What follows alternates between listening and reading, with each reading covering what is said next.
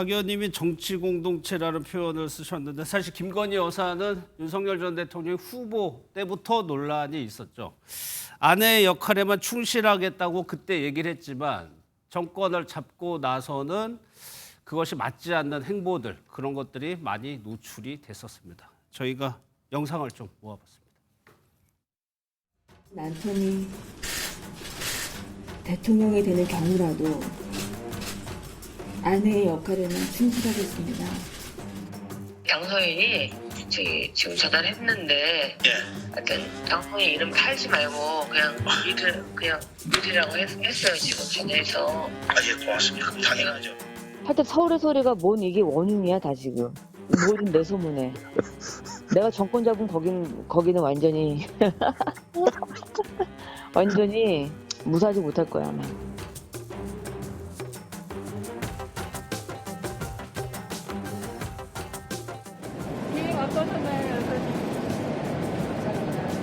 할 말씀 하시지. 한 말씀 해주세요. 혹시 사망 여우 맞나요? 많이 있습니다. 많이 있죠. 예, 예. 그러니까 별걸 다.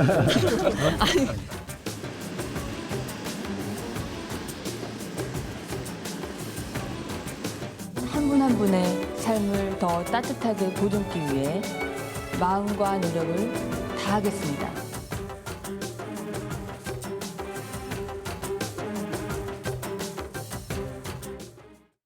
저희가 재임 중까지 여러 가지 장면을 모아봤는데 정광재 대변인께서는 당시 여당이었을 때 보기에 따라서 확대 해석하는 측면도 있었으니까 특히나 어떤 장면에서 조금 위험하다 이렇게 감지된 적이 있었어요? 일단 파우치백 논란이 점화됐었을 때입니다. 그때만 제대로 대응했었더라면 저는 지금과 같은 상황까지 연결되지 않았을 거라고 생각합니다. 물론 뭐 첫 단추는 아내의 역할에만 충실하겠다고 했는데 그러지 않았기 때문에 잘못 깨어졌다고 생각하는데 그게 가장 감정적으로 크게 부각된 게 파우치백 논란이었어요. 최재형 목사. 네. 근데 그때 당시에 당내에서 이거 선거 지난 다음에 특검을 받을 수도 있다라는 메시지를 냈잖아요, 한 번. 근데 그 메시지가 나오자마자 대통령실이 그 메시지를 발설한 사람이 누구냐를 색출해서 그게 당시에 한동훈 전 비대위원장인 줄 알고 비대위원장직에서도 내려오라고 했다는 거 아닙니까? 근데 결과적으로는 한동훈 전 비대위원장이 했었던 이야기가 아니라 당시에 친윤 핵심이라고 했었던 다른 정치인이 했었던 이야기예요. 근데 그때 당시에 특검 카드를 총선 이후에라도 받겠다라고 했더라면 4.10 총선에서 이렇게 무참하게 패배하지는 않았을 겁니다. 우리 당이.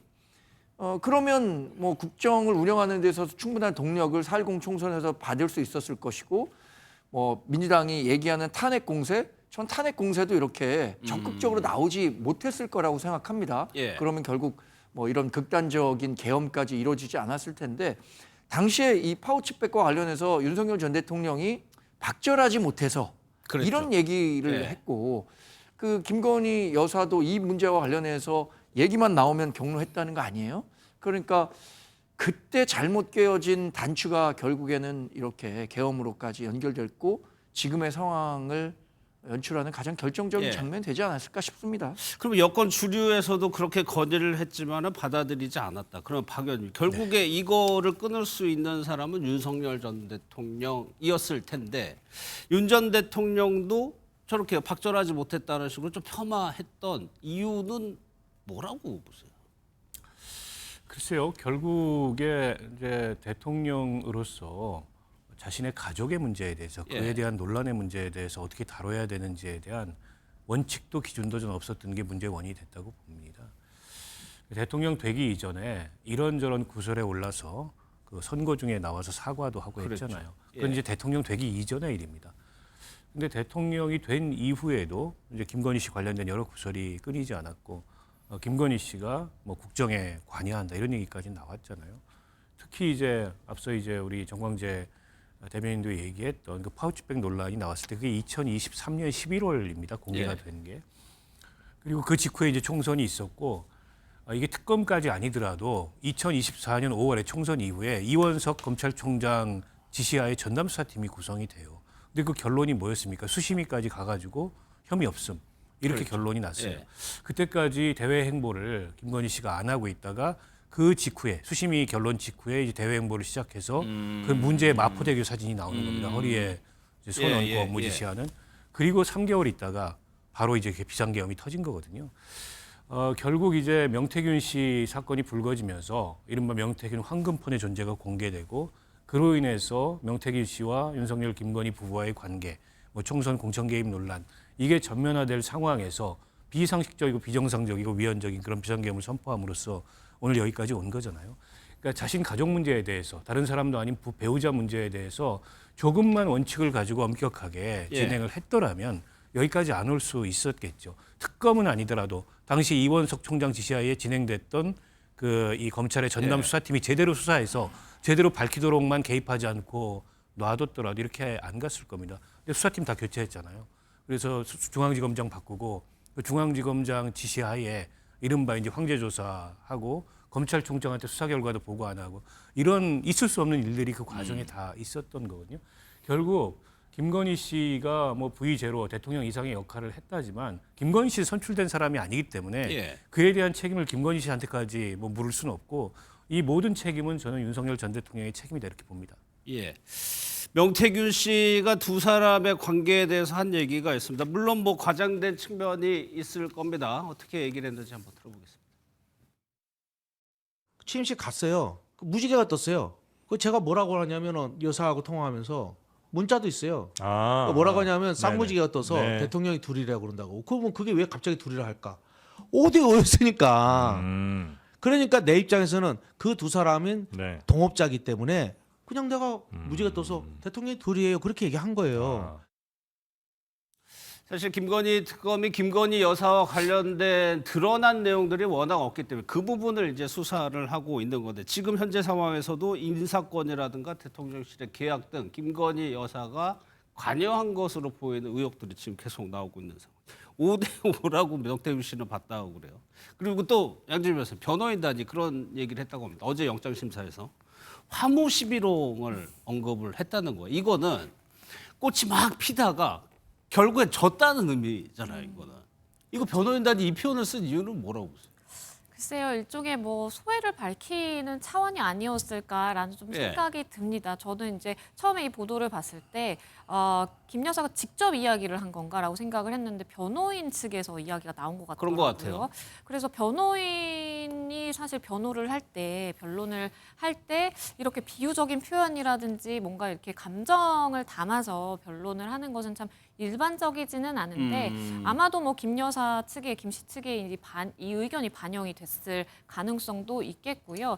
뭐 앞서서 뭐 아무것도 아닌 사람 이런 것에 대해서 여러 가지 해석과 그리고 법적인 또 시각에서의 해석도 존재했던 만큼 이 화무11홍이라는 그것을 두고도 이 법적으로 접근을 해서 그러면 본인이 그만큼 많이 권세라든지 어떤 뭐 직권을 가지고 있다가 지금은 다 흩뿌려진 그런 상황이라는 것이냐라는 또 이야기도 나오는 것 같습니다. 근데 정관장 이 표현은 어쨌거나 붉은 꽃이 열흘을 폈다는 얘기거든요. 그러면 아무것도 아닌 사람이란 건 배치되는 얘기예요. 사실 이 얘기는. 근데 그렇게 말꼬투리를 하나하나 다 잡기 시작하면 드릴 말씀이 없죠. 아니 여튼 권력의 정점에 있었던 건 사실이죠. 본인은 아무렇지도 아무것도 아닌 사람이라고 평가하지만 그 주변의 사람들은 김건희 여사를 얼마나 대단한 사람이라고 여겼겠습니까?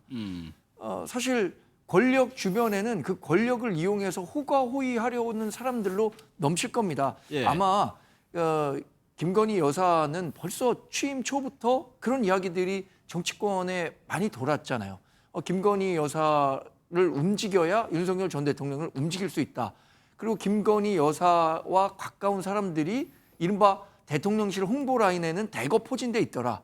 이런 이야기들이 있었던 걸 보면 본인은 아무것도 아닌 사람이라고 했지만 주변에서는 굉장히 중요한 사람이라고 평가했을 겁니다.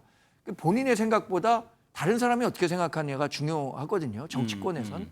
그래서 뭐 화무 11홍이라는 말을 지금에야 깨달았다고 한다면 정말 안타까운 일이죠. 권불 10년 화무 11홍은 우리가 중학교만 들어가도 여기서 하는 얘기 아닙니까? 얼마 전에 유행했던 카지노라는 드라마에서도 차무식 씨가 그런 얘기 했었잖아요.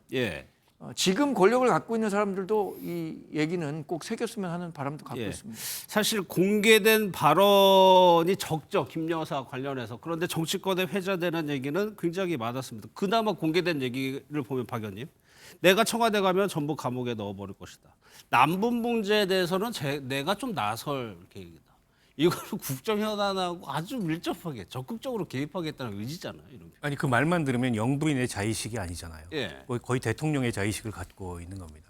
그러니까 본인이 후보로 나서서 이 선거에 뛰어든 그런 이제 선출직에 출마한 사람은 아니지만 어쨌든 본인의 남편이 대통령이 되는 순간 그건 곧 내가 집권하는 거다. 이런 자의식을 갖고 있었던 것 같아요. 그러니까 예. 저렇게 국정에 거침없이 개입을 하고 이런 수많은 이제 의혹과 논란의 당사자가 된 게 아닌가 싶은데요. 저는 지난 3년을 지금 진행되고 있는 특검 수사를 보면서 재구성을 해보자면 이건 뭐 저만의 생각일 수도 있겠습니다만 윤석열 전 대통령보다 김건희 씨가 더 바빴던 것 같아요.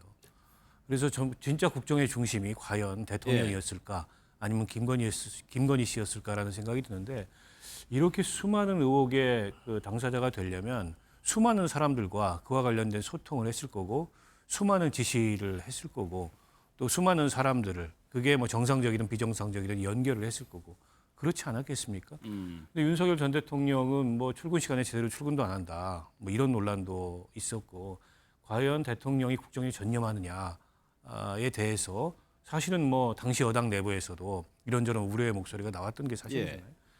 그런 면에 비추어 봤을 때 V0라는 얘기가 그냥 뭐 말하기 좋아하는 사람들이 만들어낸 얘기가 아니고 특검이 지금 다시 재구성하고 있는 지난 윤석열 정권 3년만 보더라도 오히려 국정의 몸통은 김건희 씨가 아니었나라는 생각이 들 정도입니다. 예. 또 하나의 오버랩되는 인물이 조국 전 대표 부부입니다. 6년 만에 두 부부의 운명이 정반대 상황이 됐죠. 사실 윤석열 전 대통령이 정치적으로 성장할 수 있었던 배경에는 조국 전 대표의 수사가 크게 한몫을 했는데 이거 박 의원님께 여쭤볼게요. 6년 만에 조국 전 대표 사면 복권, 부부로 사면 복권되고 곧이어 부부가 초유에 구속되는 일이 6년 만에 벌어졌어요. 정치라는 게 원래 이런 겁니까? 글쎄요, 뭐 정치가 다 그렇지는 않습니다만 굉장히 어떻게 보면 상반된 그런 이제 운명이 돼버렸는데요. 그래서 일각에서는 이게 인과응보 아니냐. 조국 전 장관이 물론 잘못한 것도 있지만 그 가족에 대해서 검찰총장 시절부터 정말 과도한 그런 수사를 했지 않습니까? 이제 그 대가를 이제 본인이 치르고 있다. 뭐 천벌 받았다 일각에서는 이런 얘기까지 하는 분들이 있는데요. 정말 대조적으로 이 두 가족의 운명이 엇갈리는 것 같습니다. 조국 전 장관과 그 부인 정경심 씨가 사면 복권이 되는 날 김건희 씨마저 구속이 됨으로 인해서 전직 대통령 부부 동시 구속이라는 헌정사 초유의 이런 그 상황이 돼버렸고 조국 뭐 전 장관 가족들 그동안에 고통은 겪었지만 어쨌든 사면 복권으로 인해서 그동안에 이제 본인들을 짓눌러 왔던 그런 법적 족쇄로부터 풀려나게 됐잖아요. 그래서 저는 좀 이 정치하는 사람들 특히 이제 권력을 가진 사람들은 권력을 자제할 줄 알아야 된다. 그런 이제 제도적 자제가 안 되고 그 권력을 마음껏 휘둘렀을 때 반드시 그에 따른 어떤 대가랄까요? 그런 걸 어떤 형태로든지 치를 수밖에 없다. 치르게 돼 있다. 이런 교훈을 또 하나 지금 저 이 운명적인 장면에서 얻을 수 있지 않을까 싶습니다. 예. 사실 뭐 정리를 해드리면 뭐 다들 기억하시겠지만 문재인 대통령이 검찰총장으로 임명을 하고 조국 당시 수석을 수사를 하죠. 그래서 갈등을 빚게 되면서 국민의힘으로 입당을 해서 대선 후보로 선출돼서 대통령이 됐죠. 여기에 대해서 정관님 김문수 후보는 정치보복 프레임, 정치적인 복수다라고 주장을 하던데 국민의힘에서는 지금 수사를 다 이렇게 보고 있는 건 아니죠. 권력과 관련해서 화무시비롱이라고 했는데 이 최근의 상황을 보면서 인생과 관련해서는 세옹지마란 말이 생각날 수밖에 없는 대목입니다. 조국 전 대표 부부는 정말 사면 복권이 돼서 자유의 몸이 되고 다음번 정치 행보를 꿈꾸고 있는데 그 두 사람을 구속시켰던 윤석열 전 대통령 부부는 영호의 몸이 된 상황이 그 인생사 세옹지마라는 말을 떠올리게 합니다. 즉 김문수 후보가 지금 얘기하고 있는 것이 우리 당이 전체가 갖고 있는 생각은 아니죠. 저도 뭐 구성원의 한 사람으로서 다양한 의견을 이렇게 TV에 나와서 얘기하고 있습니다. 정치 보복이라고 하기에는 지금 윤석열 전 대통령 내외가 안고 있는 혐의와 이 정황, 증거, 증언들이 너무나 명확하죠. 죄가 있으면 그에 따른 책임을 져야 하는 게 뭐 우리 사법체계가 갖고 있는 정의라고 생각합니다. 예. 조국 전 대표는 본인들은 억울하다고 하지만 그분들도 죄가 있었기 때문에 검찰이 조사를 했고 대법원 판결을 받았던 겁니다. 윤석열 전 대통령도 지금 받고 있는 혐의에 대해서는 저는 우리 사회가 갖고 있는 법치의 틀 안에서 단죄할 부분은 단죄가 돼야 된다고 생각하고요.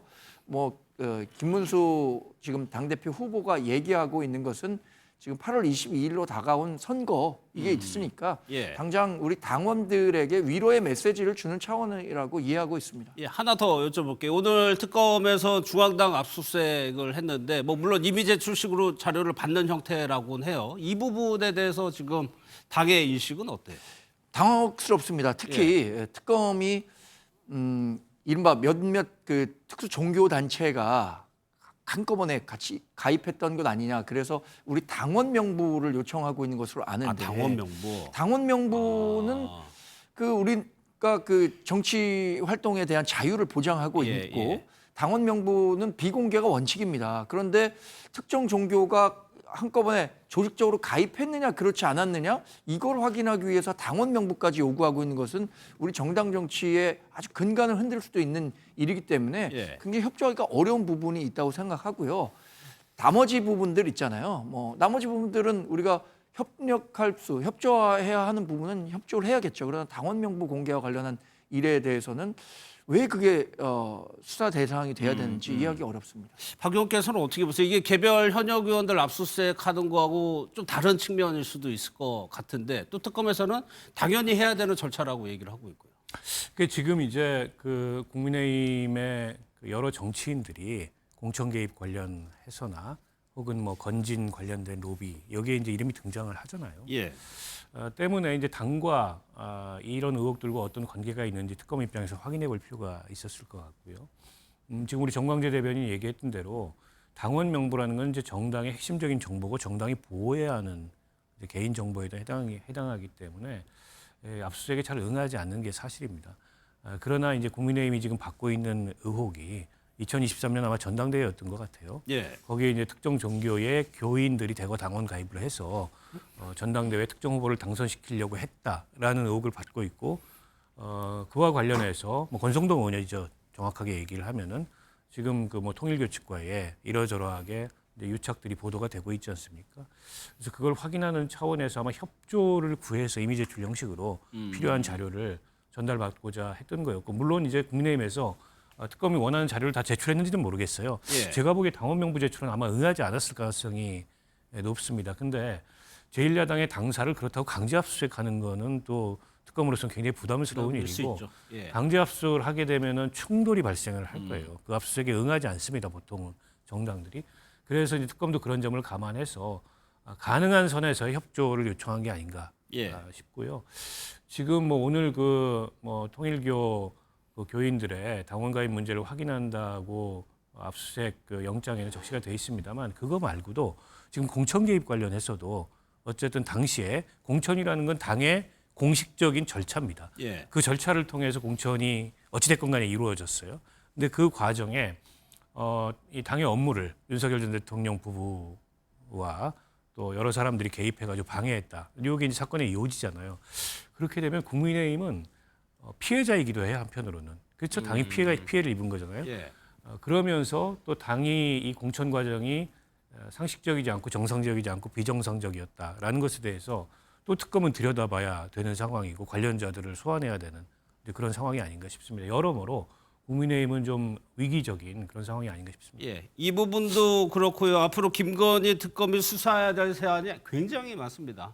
뭐가 남았는지 어제 좀 특검보 브리핑 보고 살펴보도록 하겠습니다. 서희건설 측은 윤석열 전 대통령 나토 순방 당시 김건희 씨가 착용한 방 클리프 앤 아펠 목걸이를 교부한 사실을 인정하는 취지의 자수서를 특검에 제출하였습니다. 김건희 씨 오빠의 인척 주거지에서 발견된 가품과 위 진품 목걸이 실물 2점을 증거로 법정에 제시하였습니다. 특검은 김건희 씨 오빠의 인척 주거지 압수수색 과정에서 바쉐론 콘스탄틴 여성용 시계의 보증서가 발견된 것과 관련하여 김건희 씨에 대하여 대통령실 경호 관련 로봇계 수입 업체와 연관된 특가법상 알선수재 혐의로 수사 중에 있습니다. 저 목걸이 얘기가 나오니까 당시에 착장했던 것이 다시 지금 보도가 되고 있는데 당시 보면요. 이것뿐만 아니라 브로치가 2,600만 원대였고 팔찌도 1,500만 원대 팔찌를 착용했다고 합니다. 그러니까 양지민 변호사님 이게 단순히 목걸이가 지금 하나 나왔지만은 더 수사가 이런 것들은 확대될 가능성도 있을 것 같아요. 가능성도 있는 상황입니다. 지금 서희건설에서 이제 이번에 자수서를 제출하기는 했지만 예. 사실 건넨 금품도 더 추가적으로 있다라는 보도가 있을 만큼 지금 서희건설뿐만 아니라 만약에 지금 순방이라든지 공식 행사에서 착용한 액세서리 등에 대해서 그 굉장히 고가의 액세서리를 누군가로부터 건네받았다, 어떠한 뇌물성으로 받았다라는 것에 혐의를 이 특검이 포착을 하게 되면 관련 사건으로서 수사가 더 확대될 가능성이 있는 것이고 그렇다라고 한다면 수사의 대상들도 늘어나게 될 수밖에 없는 그런 상황으로 보이고요. 예. 그렇기 때문에 지금 일부 품목에 대해서 고가 품목에 대해서는 김 여사 측에서 이것은 뭐 모조품을 구입한 것이다라고 또 해명을 내놓는 그런 상황으로 보이는데 한 차례 목걸이 관련해서 모조품 좀 논란이 있었던 그런 상황이다 보니까 이러한 주장에도 더욱더 좀 힘이 실리지 않는 그런 상황으로 보이고요. 이 부분에 대해서 특검이 추가적으로 또 강제 수사에 나설 가능성도 있어 보입니다. 예, 2022년 9월에 김의겸 당시 의원이 이 부분을 지적한 영상이 있어서 그 영상을 좀 한번 보도록 하겠습니다. 제가 세 점을 문제를 제기했고 네. 그 중에서 한 점은 소상공인에게 샀다라고 그 세 개 한 중에 이야기는 어떤 건지 아마 저 팔찌인 것 같아요.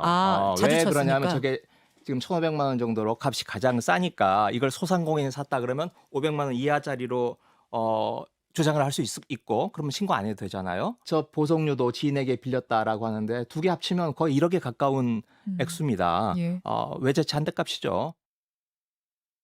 이렇게 되니까 뭐 1억 원에 가까운 이런 장신구들의 출처, 이 누구한테 받았다면 그건 누구고 이게 출처에 대해서 수사가 이루어질 것 같은데 이런 걸 통해 가지고 현재 나오는 건 인사청탁이 이제 서희건설 쪽에서 나오는 의혹인 거고 다른 의혹들도 조금 있을 가능성도 좀 있어 보이기도 하고요. 그렇죠. 특검은 아마도 당시 나토 회의 때 착용했던 고가의 팔찌와 브로치 이제 그 행방도 아마 이제 수사를 하게 될 것 같고요. 예, 뭐 구두 얘기도 나오고 그랬으니까. 그리고 그게 어디서 난 건지 예. 뭐 등등에 대해서 확인을 하려고 할 것 같고 그리고 이번에 이제 서희건설 이 압수수색 자수 이 과정에서 들려온 얘기는 아마 반클리프 아펠 그 직원의 얘기인데 목걸이가 하나가 아니었다. 목걸이를 두 점을 구매를 했고 팔찌도 하나 구매를 했다. 이렇게 얘기를 하거든요.